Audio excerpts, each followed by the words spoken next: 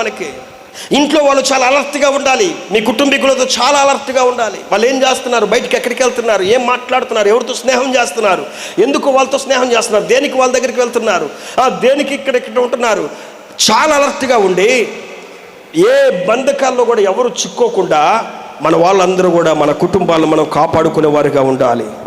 పేతురు బంధించబడి ఉంటే సంఘము అత్యాశక్తితో ప్రార్థన చేస్తుంది. నువ్వేం చేస్తున్నావు? ఎవరు మనమేం చేస్తున్నాం? ఆలోచించండి. ఒక వ్యక్తి బంధించబడి ఉంటే మీ కుటుంబంలో మీరేం చేస్తున్నారు? బాగా కడుపు నిండా తిని నిద్రపోతూ ఉంటున్నాం. ఏమంటే బాగా తిని నిద్రపోతూ ఉంటున్నాం. ప్రార్థన చేసే వాళ్ళు ఎవరైనా ఉన్నారా? అయ్యా నా భర్త వీటిలో బంధించబడ్డాడు, అయ్యా నా పిల్లలు వీటిలో బంధించబడ్డారు, అయ్యా నా భార్య ఈ విషయంలో బంధించబడింది, అయ్యా నా కుటుంబం ఈ విషయంలో బంధించబడింది, విడుదల కావాలయ్యా, విడుదల కావాలి అని అత్యాశక్తితో ఆసక్తితో ఎప్పుడైనా ప్రార్థన చేశామా? ఒకసారి ఆలోచన చేయండి పిల్లారా.